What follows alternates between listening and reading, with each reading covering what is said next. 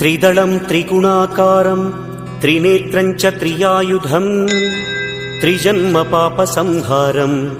एकबिल्वं शिवार्पणम् त्रिशाखैः बिल्वपत्रैश्च अच्छिद्रैः कोमलैः शुभैः तव पूजां करिष्यामि एकबिल्वं शिवार्पणम् कोटिकन्या महादानं तिलपर्वतकोटयः